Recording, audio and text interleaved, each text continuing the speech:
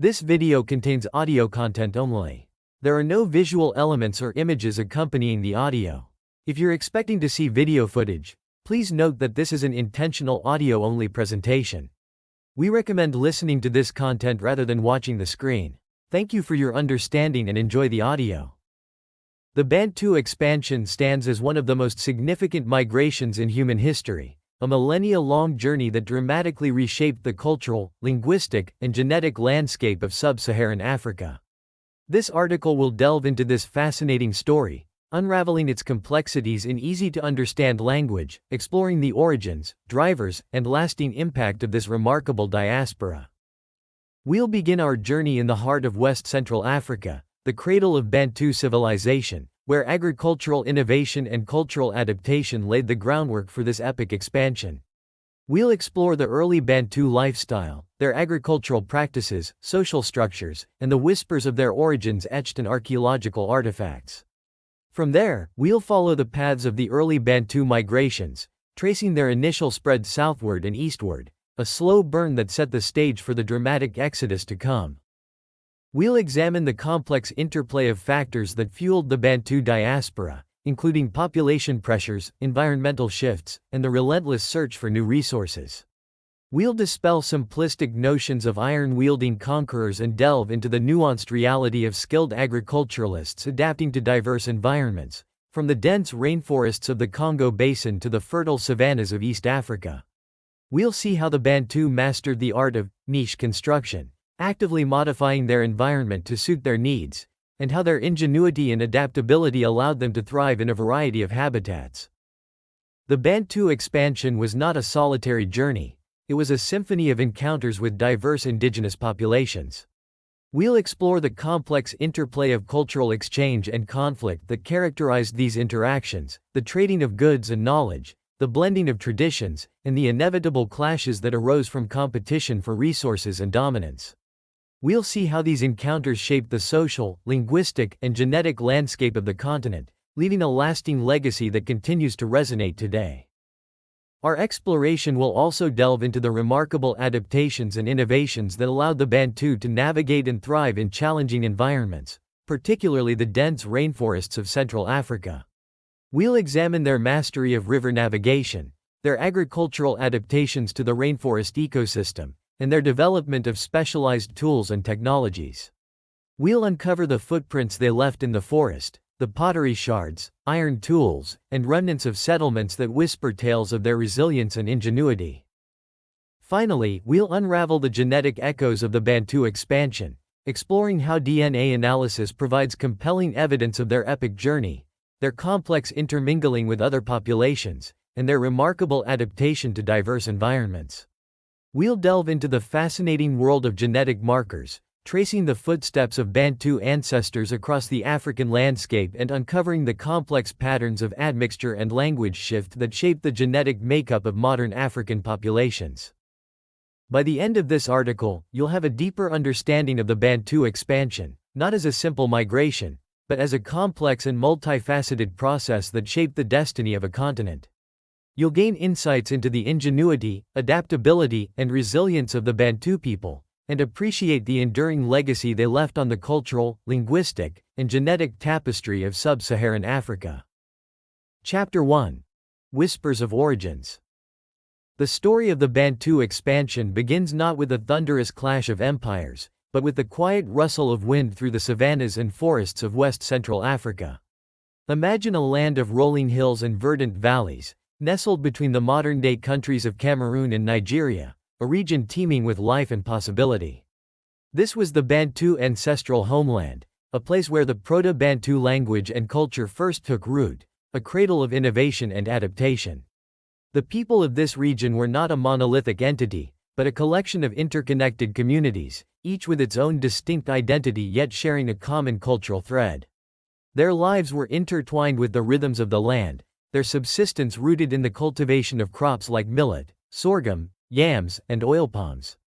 They were skilled potters, crafting intricate vessels for storing food and water, and adept weavers, transforming natural fibers into clothing and shelter. They hunted and gathered, supplementing their agricultural yields with the bounty of the forests and savannas. Their social structures, often based on kinship and lineage, provided a framework for community life, resolving disputes and maintaining order.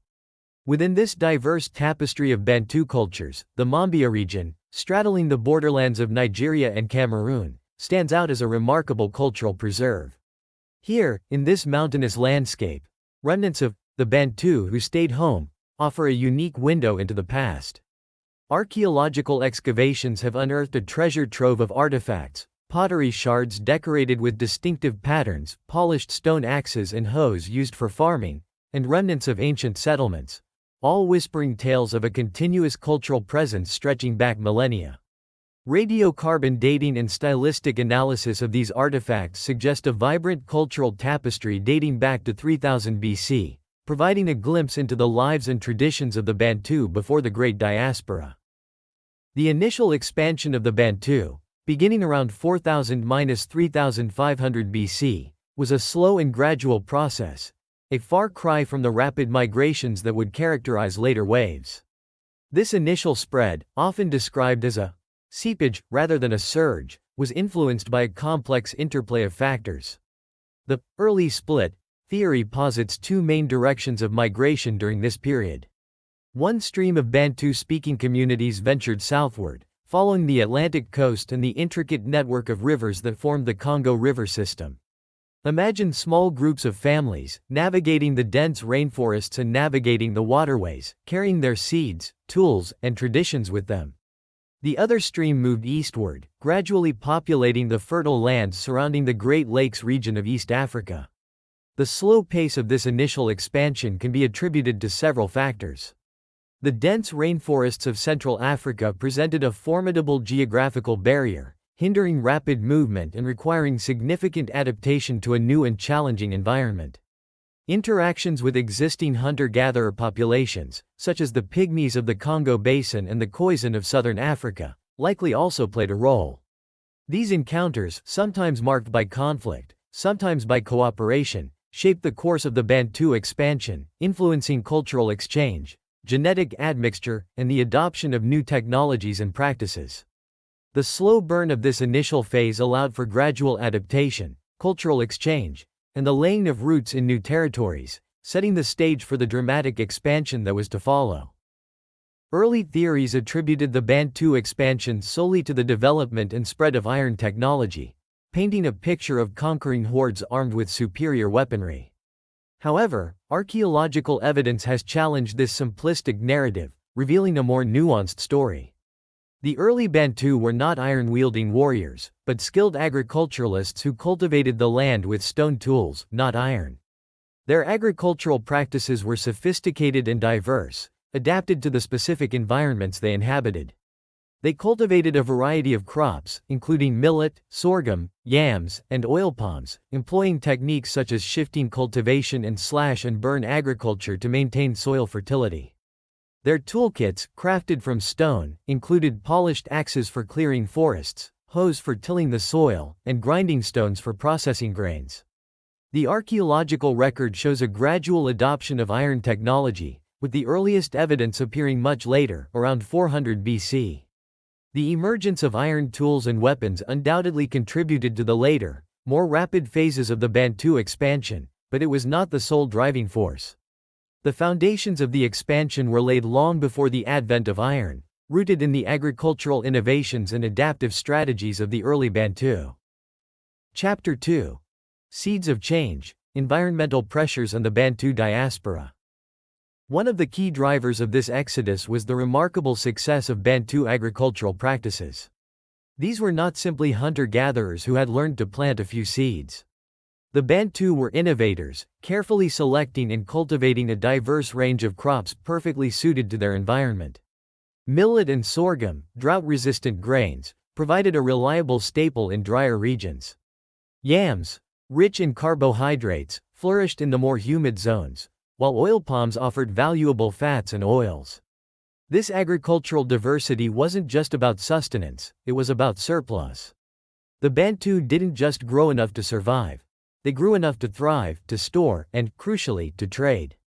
This surplus production was the engine of population growth. While hunter-gatherer societies were typically limited to small bands of 50 to 100 individuals due to the carrying capacity of their environment, Bantu agricultural communities could support populations in the thousands.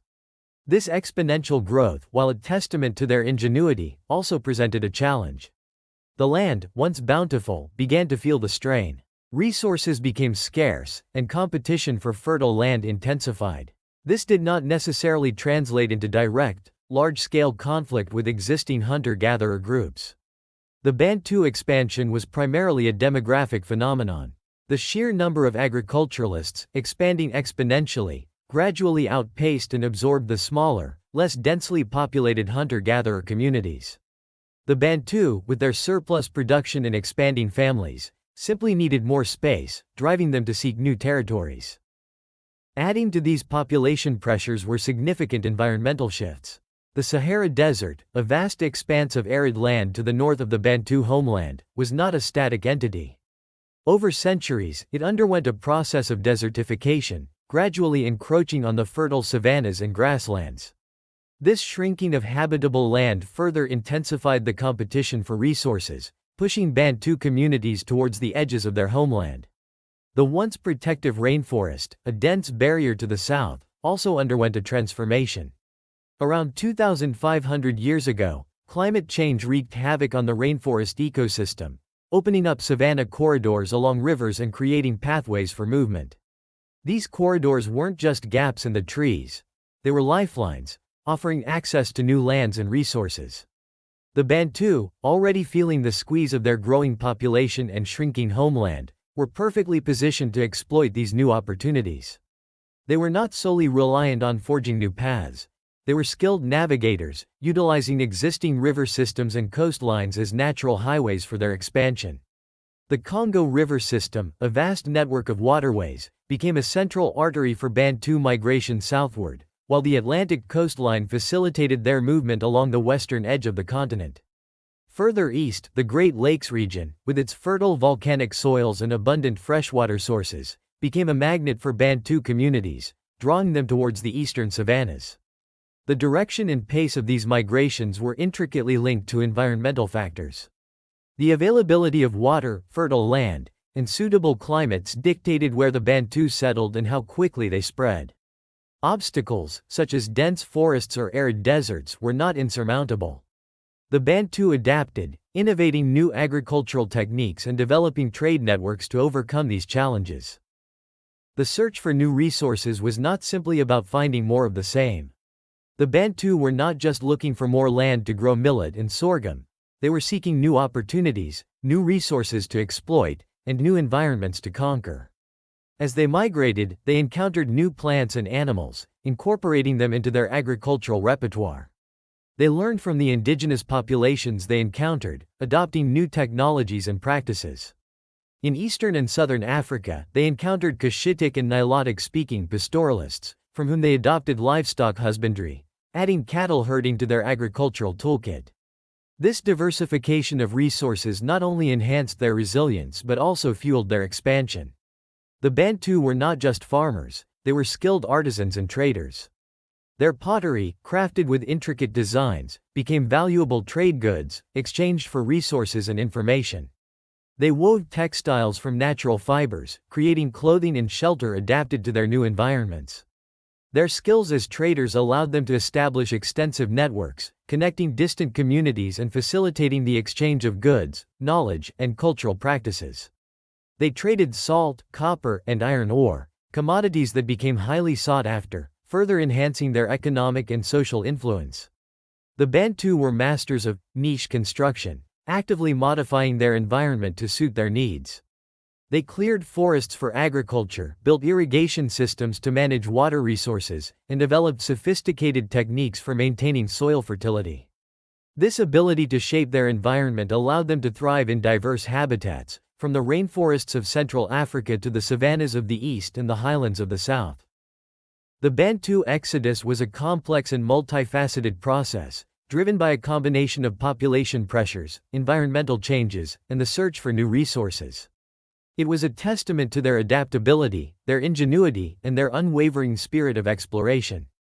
Their journey, spanning millennia and encompassing vast distances, transformed the cultural, linguistic, and genetic landscape of Africa, leaving an indelible mark on the continent's history. This was not a conquest in the traditional sense, but a demographic and cultural expansion driven by the fundamental human need for survival and prosperity, a story of resilience, innovation, and the enduring power of human migration. Chapter 3. Footprints in the Forest. Bantu Adaptation and Innovation in Rainforest Environments. The Bantu expansion was not a singular, uniform wave across the African continent. Different environments presented unique challenges, demanding innovative solutions and adaptations. This chapter focuses on the Bantu migration through the dense, challenging rainforest environments of the Congo River system, a journey that tested their resilience and ingenuity. The rainforest, initially a formidable barrier, became a corridor of opportunity, shaping the Bantu identity and leaving lasting footprints on the forest itself. Navigation through this dense, often trackless wilderness was a significant challenge. The Congo River system, with its vast network of tributaries and waterways, became the Bantus' lifeline. Dugout canoes, carved from the trunks of massive rainforest trees, became their primary mode of transport. These vessels, ranging in size from small fishing canoes to larger war canoes capable of carrying dozens of people, allowed the Bantu to navigate the intricate waterways, establishing connections between distant communities and opening up new territories for exploration and settlement. The Sangha River Interval, a savanna corridor that pierced the rainforest, offered an alternative route for migration, facilitating movement between the savanna north and south of the rainforest. Archaeological evidence found along these routes, such as distinct pottery styles and iron tools, attests to the Bantu presence and their adaptation to the rainforest environment. Navigating these rivers wasn't without its perils. Rapids, waterfalls, and shifting sandbars presented constant navigational challenges. The Bantu developed specialized knowledge of the river systems, learning to read the currents, interpret the subtle signs of changing water levels, and navigate by the stars. This expertise in river navigation became a valuable asset, allowing them to control trade routes, establish strategic settlements, and maintain connections between dispersed communities. The rainforest environment also demanded significant agricultural adaptations. The Bantu, traditionally accustomed to savanna agriculture with its open grasslands and predictable rainfall patterns, had to adapt their farming practices to the unique conditions of the rainforest. The dense canopy limited sunlight, requiring the cultivation of shade-tolerant crops. The humid climate and heavy rainfall presented challenges for soil management and crop cultivation. The Bantu encountered new crops, such as plantain, bananas, and yams, which thrived in the rainforest environment. They incorporated these new staples into their diet, enriching their agricultural practices and enhancing their food security. They also adopted techniques from the indigenous rainforest inhabitants, such as the pygmies. Genetic evidence reveals admixture between Bantu and pygmy populations, suggesting not only intermarriage but also the sharing of knowledge and practices. This cultural exchange likely involved the adoption of specialized hunting and gathering techniques, knowledge of medicinal plants, and agricultural strategies adapted to the rainforest ecosystem. The Bantu also continued to cultivate crops they brought from their homeland, like millet and sorghum, adapting their cultivation techniques to the rainforest environment. While slash-and-burn agriculture was practiced, it was often modified to account for the rainforest's unique ecological characteristics. The clearing of smaller plots and the use of raised fields helped to manage soil erosion and maintain fertility. In East Africa, interactions with Cushitic speakers further diversified Bantu agriculture, leading to the adoption of new crops and agricultural practices. The Bantu were not just farmers and navigators, they were also skilled artisans and innovators. Their ironworking technology, initially developed in the savanna, was adapted for use in the rainforest. They developed specialized tools for clearing the dense vegetation, cultivating the land, and constructing settlements. Pottery shards found in rainforest regions, such as the site of Apona II in Gabon, reveal distinct styles and techniques, reflecting the adaptation of their pottery traditions to the new environment. The presence of pottery in these rainforest settlements is not just a marker of Bantu presence. It's a testament to their ability to adapt and innovate. Pottery was essential for storing food and water, crucial for survival in the rainforest environment. The Bantu also developed new building techniques for their rainforest settlements. They utilized readily available materials, such as wood and leaves, to construct dwellings adapted to the humid climate and heavy rainfall. The construction of raised platforms and stilt houses helped to protect their homes from flooding and provided ventilation in the humid environment. These technological innovations, combined with their agricultural adaptations and navigational skills, allowed the Bantu to successfully colonize the rainforest, transforming it from a barrier into a bridge to new opportunities. The Bantu migration through the rainforest was not without its challenges. Historical and anthropological accounts, while lacking specific documentation, paint a picture of both hardship and resilience. The dense vegetation, humid climate, and prevalence of disease presented significant obstacles. The Bantu faced the constant threat of predators, both animal and human. They had to adapt to new food sources, learn to navigate unfamiliar terrain, and develop strategies for coexisting with the indigenous rainforest inhabitants. Stories of specific Bantu groups adapting to different rainforest regions abound. Some groups developed specialized fishing techniques, utilizing intricate traps and nets to harvest the bounty of the rivers. Others became experts in hunting forest game, learning to track animals through the dense undergrowth and utilizing specialized weapons. These adaptations, often honed over generations, became essential for survival and contributed to the diversification of Bantu cultures within the rainforest environment. The Bantu experience in the rainforest was one of both adaptation and transformation.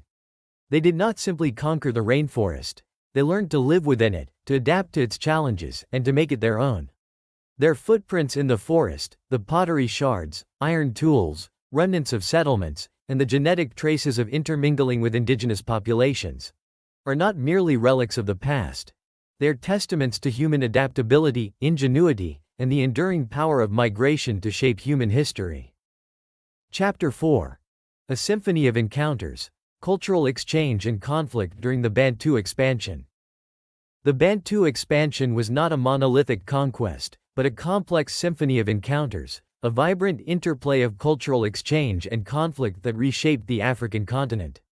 As Bantu-speaking communities migrated across sub-Saharan Africa, they encountered a diverse array of indigenous populations, each with their own unique languages, cultures, and ways of life. These encounters, spanning millennia, were far from uniform. Some were characterized by peaceful exchange and cultural fusion, while others erupted into conflict and displacement. The resulting tapestry of interactions, woven with threads of trade, intermarriage, adaptation, and conflict, fundamentally altered the social, linguistic, and genetic landscape of the continent.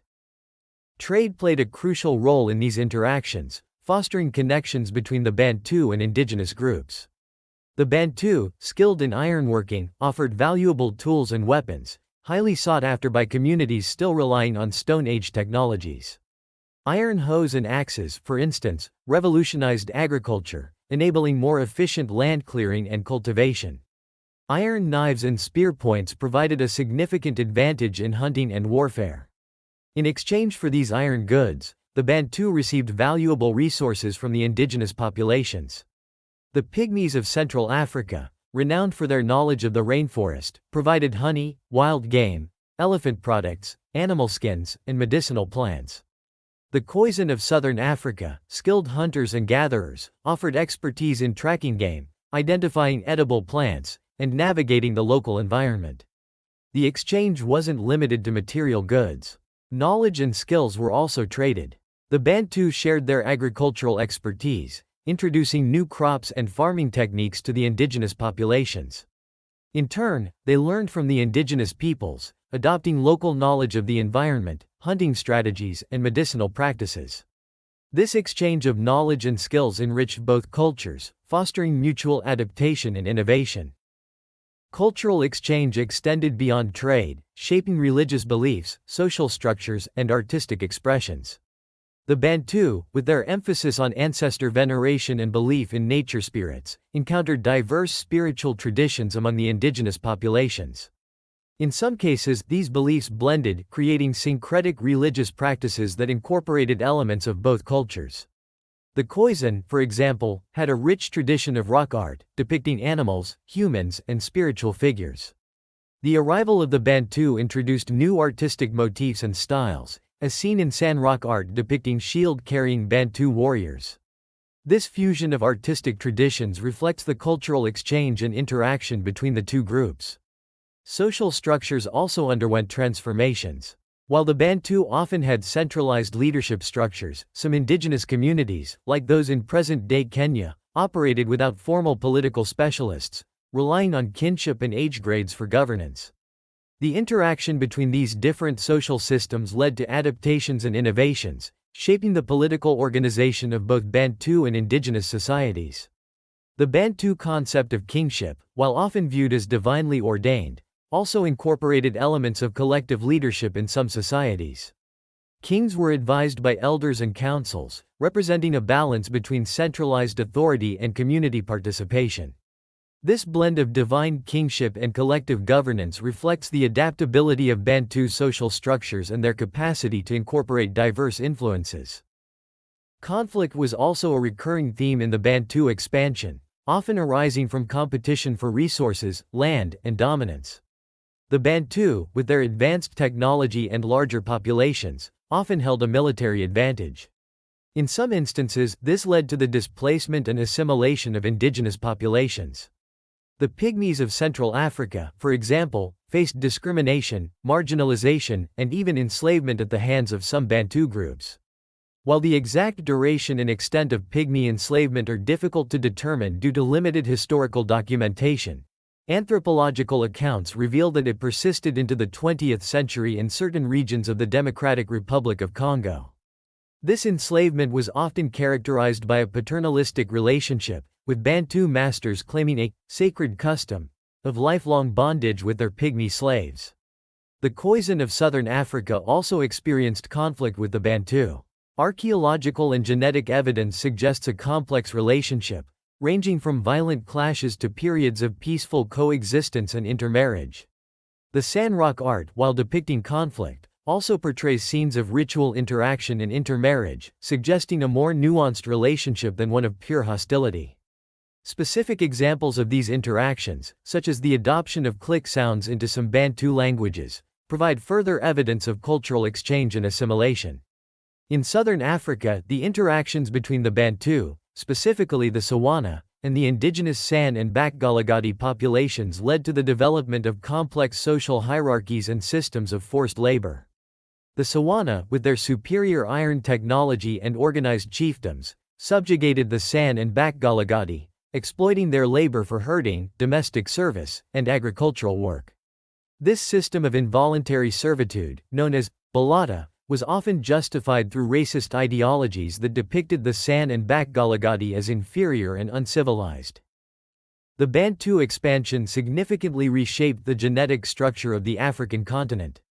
Genetic studies, such as a 2023 study of 1,487 Bantu speakers across 14 African countries, have revealed complex patterns of admixture and language shift.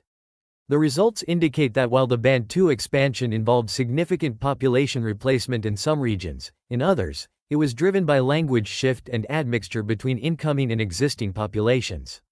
For example, Bantu speakers in Mozambique and among African Pygmy groups show significant genetic contributions from local populations, suggesting admixture rather than complete replacement. The genetic diversity among Bantu language speakers also varies by region, reflecting the incorporation of ancestry from prior local populations. For instance, Bantu speakers in South Africa show substantial levels of Koko ancestry, while those in the Democratic Republic of Congo and Rwanda have higher levels of East African Bantu ancestry. These genetic studies provide valuable insights into the complex demographic processes that shape the Bantu expansion and its lasting impact on the genetic makeup of African populations. One of the most significant genetic legacies of the Bantu expansion is the spread of the sickle cell trait, a genetic adaptation that provides some protection against malaria. This adaptation, while beneficial in malaria-prone regions, also carries the risk of sickle cell disease. The spread of the sickle cell trait among Bantu populations reflects the complex interplay between human migration, adaptation, and disease. The story of the Bantu who stayed home, in the Mambia region offers a unique perspective on the Bantu expansion. While their migrating kin ventured into new territories and experienced significant cultural transformations, the Mambia Bantu maintained a remarkable degree of cultural continuity. Archaeological evidence from the region indicates a continuous cultural presence dating back to 3000 BC, suggesting that they retained many of their ancestral traditions and practices. This cultural continuity stands in contrast to the transformations experienced by the migrating Bantu groups, who adapted to new environments, interacted with diverse populations, and underwent significant cultural and genetic changes. The Mambia Bantu, by staying put, provide a valuable baseline for understanding the cultural and linguistic characteristics of the Bantu before the Great Diaspora. Their continued presence in the region serves as a living link to the Bantu past, offering valuable insights into the origins and evolution of Bantu culture and language. Chapter 5. The Bantu Tapestry: Weaving Language, Culture, and History Across Sub-Saharan Africa. The Bantu expansion, a millennia-long odyssey of migration and cultural diffusion, left an enduring legacy across the sub-Saharan landscape, weaving a vibrant tapestry of languages, traditions, and social structures.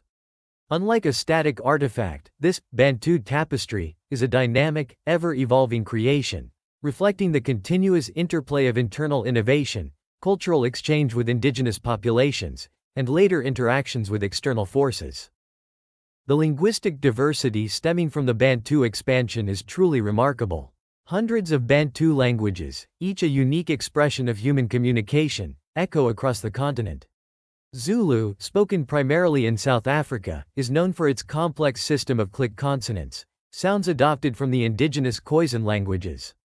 Xhosa, another South African language, shares these click consonants, reflecting its close linguistic ties to Zulu. Lingala, a lingua franca in the Democratic Republic of Congo, has incorporated influences from French and other languages, reflecting its role in facilitating communication in a multilingual society.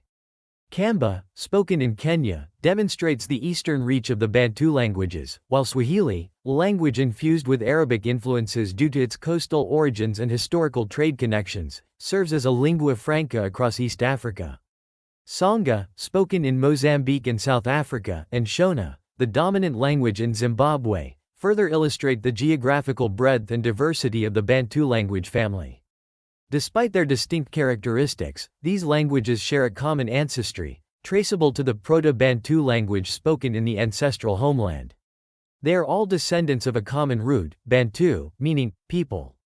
The word Bantu itself, an umbrella term encompassing this vast language family, is derived from this root, illustrating the concept of linguistic reconstruction, where scholars piece together ancient languages by comparing their modern descendants. The Bantu expansion also resulted in a rich cultural mosaic, a blend of shared traditions and unique adaptations. Cattle, for instance, played a central role in many Bantu societies, far beyond their economic value as livestock. They were symbols of wealth and prestige, central to social systems of protection, patronage, and hierarchies of authority. A chief's power and influence were often measured by the size of his herd. Cattle were also integral to marriage arrangements, with bride wealth, the exchange of cattle for a bride, cementing social alliances and kinship ties. Polygamous marriages, where men could have multiple wives, were common, and the number of wives a man could afford was often determined by his cattle wealth. The development of metalworking skills, particularly ironworking, had a profound impact on Bantu societies. It spurred the creation of specialized products, such as tools, weapons, and decorative objects, which became valuable trade commodities. Regional trade networks flourished, connecting distant communities and facilitating the exchange of goods, knowledge, and cultural practices. The Bantu traded not only with each other but also with neighboring non-Bantu groups, like the Pygmies and Khoisan, creating complex webs of economic and social interaction. Bantu settlement patterns varied depending on environmental factors and social organization. In the fertile coastal regions of East Africa, dispersed homesteads were common, allowing for access to arable land and fishing resources. In contrast, concentrated towns emerged in the desert fringes of western and southern Africa, providing protection and facilitating access to limited water sources. The Great Enclosure at Great Zimbabwe, for example, housed a population of approximately 40,000 people, reflecting a highly organized and densely populated urban center. Gender roles in Bantu societies were diverse, reflecting both shared patterns and local variations. In some Bantu societies, such as the Luba people of Central Africa, a system of gender parallelism prevailed. Women held significant power and influence, particularly in spiritual and political spheres. They served as spirit mediums, connecting the community to the ancestral world, and held important advisory roles in political decision-making. Luba art often depicted powerful female ancestral figures, reflecting the importance of women in their society. In other Bantu societies, gender roles were more rigidly defined, with men dominating public life and women primarily responsible for domestic duties. However, even within these patriarchal structures, women often played essential roles in agriculture, trade, and community life. Bantu religious practices revolved around the veneration of ancestors and belief in nature spirits. Rituals and ceremonies, often involving sacrifices, were performed to appease the spirits and ensure their benevolent influence. Charms, imbued with supernatural power, were used for protection, healing, and to influence events. Diviners played a crucial role in interpreting dreams, visions, and other signs from the spirit world, offering guidance and prescribing remedies for misfortune. These religious practices, while sharing common themes, also exhibited regional variations, reflecting the diverse spiritual traditions of the Bantu people. The rise of powerful Bantu kingdoms is another significant chapter in the Bantu story. Mapungubwe, a flourishing trading city in southern Africa between the 11th and 13th centuries, served as a vital link between Africa, Asia, and Europe, predating the more famous Great Zimbabwe. Its strategic location facilitated the exchange of gold, ivory, and other precious commodities, contributing to the growth of a powerful and prosperous kingdom. The emergence of such states had a transformative impact on Bantu societies. Population density increased, leading to more specialized divisions of labor. Trade flourished, both internally and with external partners, stimulating economic growth and cultural exchange. Royalty became increasingly ritualized, with kings often viewed as divine figures, their authority reinforced through elaborate ceremonies and symbols of power. The Monomotapa Empire, with its magnificent Great Zimbabwe complex, stands as a testament to the architectural and political achievements of the Bantu kingdoms. Other powerful kingdoms, such as Baganda in present-day Uganda and Congo in present-day Angola and the Democratic Republic of Congo, further illustrate the diversity and sophistication of Bantu political organization. The Bantu expansion continued to shape the African landscape long after the initial migrations. The arrival of Europeans in the 15th and 16th centuries introduced new challenges and opportunities. Trade with Europeans brought new goods and technologies, but also laid the groundwork for the transatlantic slave trade, a devastating chapter in African history that profoundly impacted Bantu societies. Millions of Bantu people were forcibly removed from their homes, their families torn apart, and their cultures disrupted. The legacy of the slave trade continues to resonate today, shaping social structures, economic inequalities, and cultural identities. European colonialism, which followed in the 19th and 20th centuries, further transformed Bantu societies. Colonial rule imposed new political structures, economic systems, and educational systems, often disrupting traditional ways of life and creating new forms of social stratification. Bantu languages, while suppressed during the colonial era, played a crucial role in post-colonial Africa, serving as lingua francas and symbols of national identity. Swahili, for example, became an official language in several East African countries, while Zulu and Xhosa gained official status in South Africa. The Bantu tapestry, woven with threads of language, culture, and history, is a vibrant testament to the enduring legacy of the Bantu expansion. It is not a static image but a dynamic and ever-evolving creation, reflecting the resilience, adaptability, and creativity of the Bantu people. Their journey across the African continent, a symphony of encounters and adaptations, continues to shape the cultural, linguistic, and social landscape of sub-Saharan Africa. Chapter 6. Echoes in Our Genes. The Bantu expansion, a transformative migration that reshaped sub-Saharan Africa, has left its mark not only on the languages and cultures of the continent, but also etched deep within the genetic code of its people. This chapter delves into the fascinating field of genetics, exploring how DNA analysis provides compelling evidence of the Bantus' epic journey, their complex intermingling with other populations, and their remarkable adaptation to diverse environments. The genetic narrative of the Bantu expansion is intricately linked to the concept of serial founder effects. As Bantu-speaking groups migrated away from their ancestral homeland in West Central Africa, each migrating group carried only a subset of the genetic diversity present in the original population. This process, repeated over generations and across vast distances, resulted in a gradual decrease in genetic diversity as distance increased from the origin point. Imagine a branching tree, each branch representing a migrating group, carrying a smaller and smaller portion of the original genetic pool as it extends further from the trunk. This pattern of decreasing diversity is a hallmark of serial founder effects, a genetic echo of the Bantus' stepwise migration across the continent. Specific genetic markers and patterns observed in modern Bantu populations provide compelling evidence of their West African origins and subsequent migrations. Y chromosome haplogroups, passed down from father to son, offer valuable clues.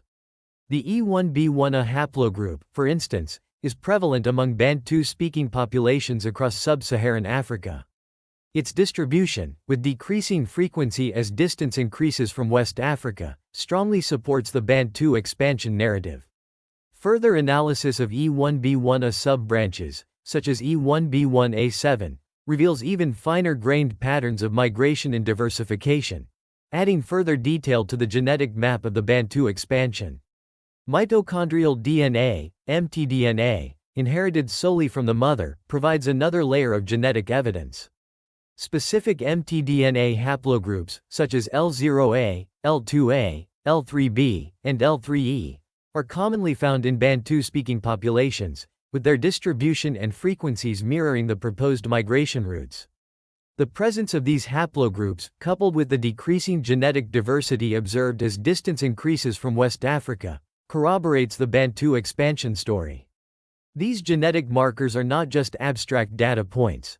They are molecular echoes of the past, tracing the footsteps of Bantu ancestors across the African landscape.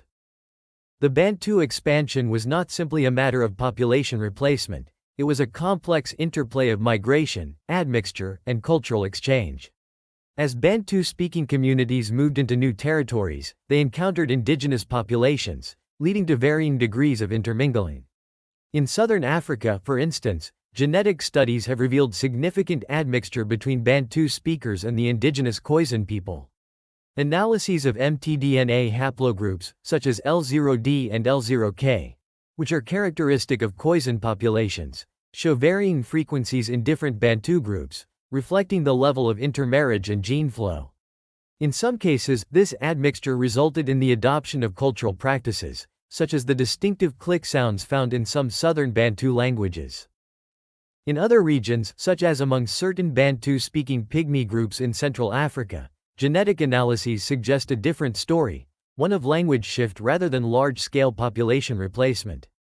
Genetic studies of Pygmy populations have revealed high frequencies of ancient maternal lineages, including various clades within haplogroup L1c, which predate the Bantu expansion. This suggests that while the Pygmies adopted Bantu languages, they retained a distinct genetic heritage, indicating a process of cultural exchange and language adoption rather than a complete demographic takeover. The genetic data, combined with linguistic and archaeological evidence, allows researchers to disentangle these complex scenarios, distinguishing between population replacement, where incoming groups displace existing populations, and language shift, where existing populations adopt the language of incoming groups while retaining their genetic identity. Admixture between Bantu speakers and indigenous populations has profoundly influenced the genetic makeup of modern African populations, with implications for understanding human adaptation and disease resistance. In Central Africa, admixture with Pygmy populations has led to the acquisition of a new form of the HLA system, a group of genes that play a crucial role in immune response. This acquisition may have enhanced the Bantu's ability to combat infectious diseases prevalent in the rainforest environment. Similarly, in East Africa, admixture with pastoralist populations introduced the lactase persistence gene into some Bantu groups. This gene allows individuals to digest milk into adulthood, providing a nutritional advantage in regions where cattle herding is prevalent. These examples illustrate how admixture can introduce beneficial genetic adaptations, enhancing survival and fitness in new environments. Ancient DNA analysis, a relatively new field of research, is providing even deeper insights into the Bantu expansion and its genetic impact. By analyzing DNA extracted from ancient human remains, researchers can directly compare the genetic makeup of past populations with their modern descendants. This allows for a more precise reconstruction of migration routes, admixture patterns, and the timing of key events. A 2020 study, for example, analyzed ancient genomes from various sites in southern Africa, revealing complex patterns of population movement, interaction, and replacement. The study identified distinct waves of migration from both Western and Eastern Bantu speakers into southern Africa, confirming the complex and multifaceted nature of the Bantu expansion. Ancient DNA analysis also offers clues about the genetic makeup of pre-Bantu populations, providing a baseline for understanding the genetic changes that occurred as a result of the expansion. The genetic echoes of the Bantu expansion are not simply a matter of ancestry. They are a living record of human history, a testament to the power of migration, adaptation, and cultural exchange to shape the genetic tapestry of human populations. They offer valuable insights into the complex interplay between genes, culture, and environment, and hold the potential to unlock further secrets about our shared human past. The Bantu expansion, a millennia-long migration originating in West-Central Africa, dramatically reshaped the cultural, linguistic, and genetic landscape of sub-Saharan Africa.